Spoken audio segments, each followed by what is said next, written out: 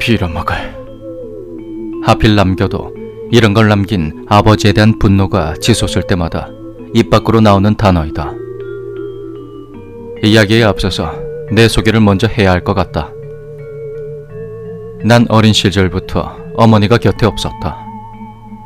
그리고 매일 눈에 보이지 않는 무언가와 대화하며 하루에 5병도 넘는 술을 마시던 아버지의 밑에서 자란 25의 남자이다. 병역 의무는 정신 이상으로 면제가 되고 알바를 해가며 대학을 간신히 졸업한 후 조그마한 회사에 입사하게 되었다. 하지만 2달 전 잘렸다.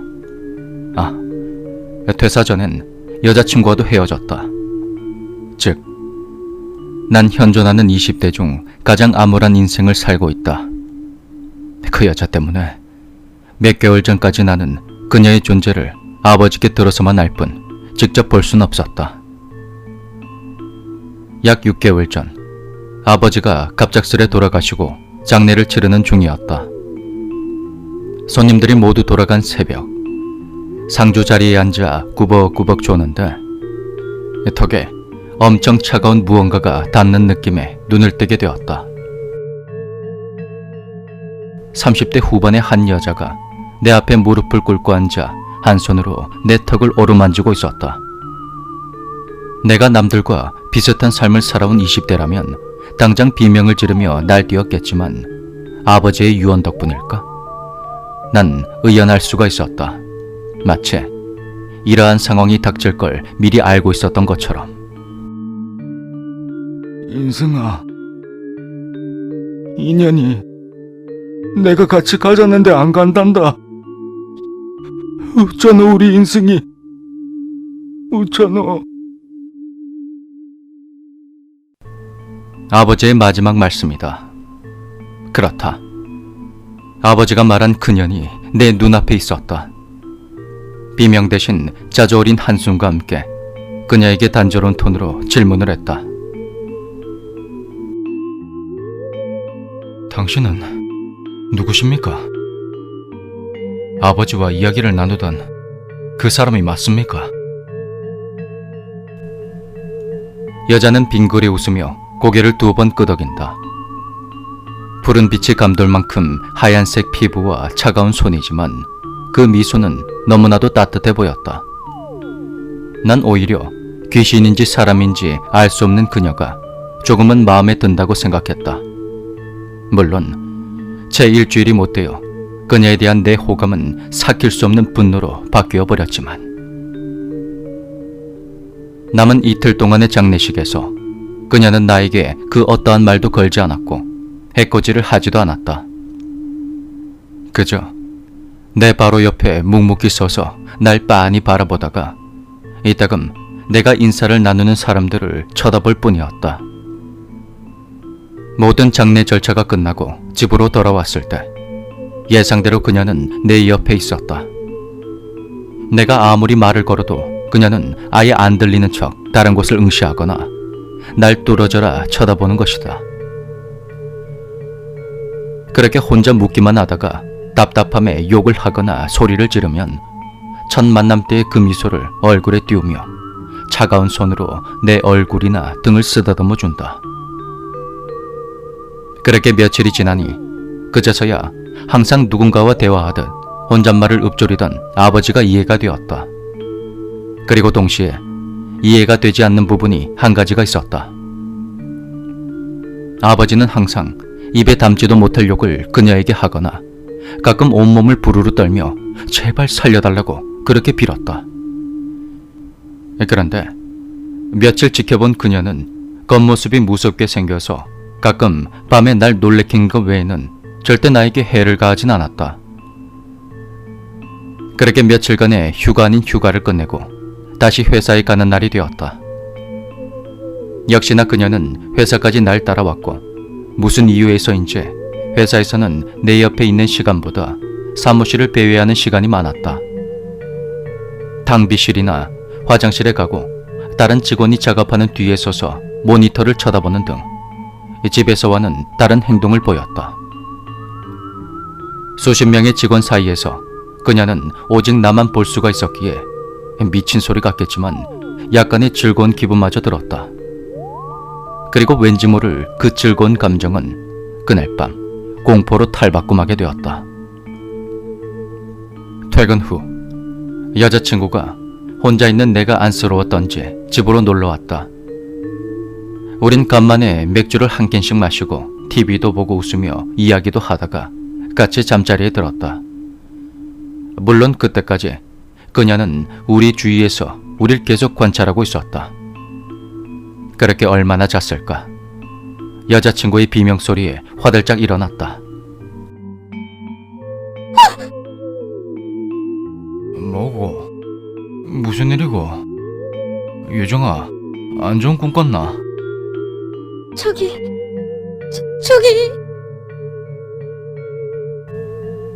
여자친구가 가리킨 곳엔 그년이 서 있었다.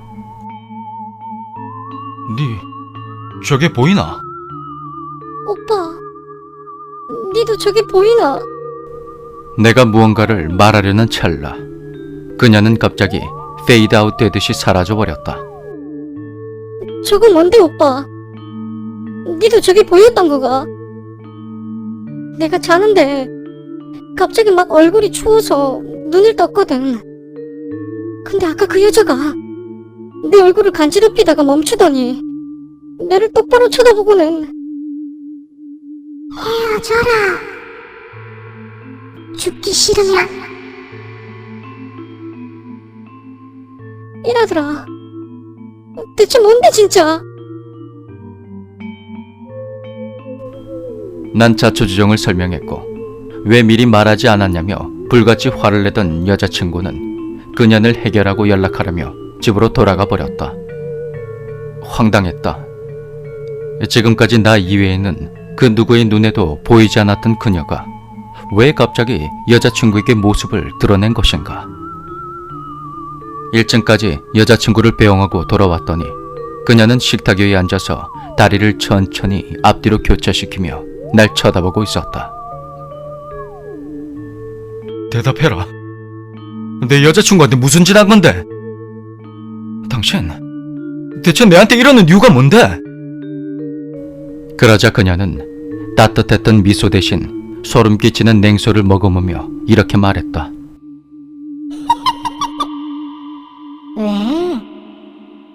이제 시작인데 기대해도 좋다. 뭐가 시작이라는 건데? 똑바로 말해라. 재차 물었지만 그녀는 그 말을 끝으로 다시 평소와 같이 가만히 서서는 눈알을 이리저리 굴리며 나와 주변을 번갈아 쳐다만 보고 있다. 며칠 뒤 여자친구에게 사과하고 다시 만나게 됐지만 잠잠하던 그녀는 다시 여자친구에게 모습을 보였고 이번엔 내가 보는 앞에서 여자친구에게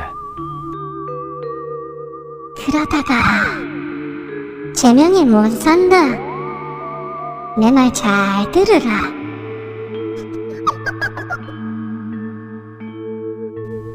이런 빌어먹을 소리를 해댔고 무서워 우는 그녀를 붙잡을 염치가 없어서 헤어져 버렸다. 아버지께 상속 아닌 상속을 받은 인연은 무시하고 여자친구나 결혼 생각은 접고 내 인생만 살기로 마음을 먹었다. 그런데 이런 내 다짐을 알았는지 그녀는 아예 내 인생을 망가뜨리기로 작정한 듯 다음 단계에 돌입했다. 여자친구 사건 이후로 그녀는 잠잠했고 그냥 회사와 집을 오가며 그렇게 살고 있을 때였다. 어느 날 회사에 갔더니 입구에 공고문이 하나 붙어 있었다. 최근 사내에 번지는 괴소문 때문에 퇴근 시 소등 금지. 괴소문이라니 난 들은 게 없었다. 점심시간이 되어 그나마 이야기를 자주 나누는 내 사수에게 소문에 관해 물어봤더니 눈에 띄게 당황하며 자긴 잘 모른다고 그렇게 둘러대는 것이다. 설마 하고 다시 업무를 보고 있는데 퇴근 전 갑자기 인사과에서 날 호출했고 인사팀장과의 이야기를 통해서 괴소문이 설마 했던 그것이 맞다는 걸 확인할 수가 있었다. 인승씨. 내 말 기분 나쁘게 듣지 말고 오늘 공고문 봤지? 예. 무슨 일이십니까? 소문에 대해서는 정확히 모르나 보군. 사실 요즘 야근하는 직원들이 화장실에서 자꾸 이상한 걸 본다는 거야. 혹시 여자 아닙니까? 자네 진짠가? 진짜로 누굴 해쳤어? 당치도 않습니다. 팀장님, 누굴 해치다니요? 사실 인사팀장에게 나는 그간의 일을 말했고 머리가 아픈 듯 관자놀이를 지그시 누르던 인사팀장이 말을 이어갔다. 나도 아직은 그 여자를 본 적은 없어서 잘 모르겠는데 직원들 하는 말이 그 여자가 자꾸 인승씨 이름을 부르면서 피눈물을 흘린다는 거야. 담이 큰 남자 직원들이야 대수롭지 않게 생각하고 그래 넘어갈 수도 있지만 여직원들은 그게 아니잖아. 소문이 바닥에 퍼져서 결국엔 누가 경찰에 신고까지 한 모양이야. 경찰도 처음에는 장난치지 말라고 하다가 여러 명이 그렇게 신고를 하니까 얼마 전에 조사차 회사에 왔었어. 대표님 귀에 들어가기 전에 내가 해프닝이라고 돌려보내긴 했는데 인승씨도 알다시피 조직이라는 게 말이야. 그렇게 빙빙 돌려서 말했지만 결론은 퇴사를 요구하는 것이었다. 이제 직장 동료들에게까지 그렇게 나타나는 거야? 난 그 자리에서 짐을 싸서 집으로 돌아와 버렸다. 장례식 이후로 직원들이 날 좀 피하는 듯 했는데 다 인연 때문이었다니. 차라리 아무도 모르는 곳에 가서 새로 시작할 생각을 하니까 오히려 후련했다. 집에 돌아올 때까지 말없이 날 따라오던 그년이 집에 들어오자마자 또다시 입을 열었다.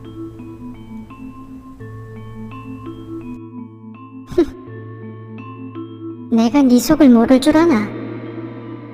새 출발은 무슨 꿈 깨라. 내가 너그 에리한테 당한 게 그 인간 죽고도 아직도 안 풀려서 니한테까지 이러는 기다.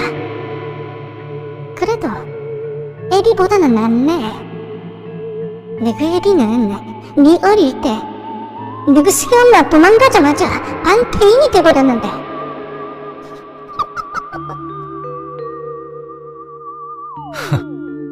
이제야 말하네. 뭐? 아버지한테 당한 것 때문에 내한테 일한다고? 이제 유란 거 필요 없다. 꿈은 니나 먼저 깨라. 나는 니 없애쁘고 새 출발할기다. 인연이 본색을 드러낸 이상 나도 더 이상 당할 수만 없었다. 퇴사에 협조적인 덕이었는지 퇴직금이 넉넉했고 당장 몇 개월은 생활이 가능했기에 난 바로 인연을 없앨 궁리를 시작했다. TV에서 본 대로 십자가와 마늘을 사서 집안 곳곳에 놔두기도 했다. 그리고 불경 CD를 사서 하루 종일 틀어놓기도 했다. 이런 일을 하며 문득 떠오른 게 바로 아버지였다. 아버지도 항상 집에 향을 피우고 불경을 틀어놨다. 그리고 다행히 효과가 있었는지 인연은 더 이상 나에게 말을 걸지 않았다. 예전처럼 가만히 서 있지를 못하고 자꾸만 서성거리며 고통스러운 듯이 인상을 찌푸리고 있었다. 하지만 이 방법은 한계가 있다.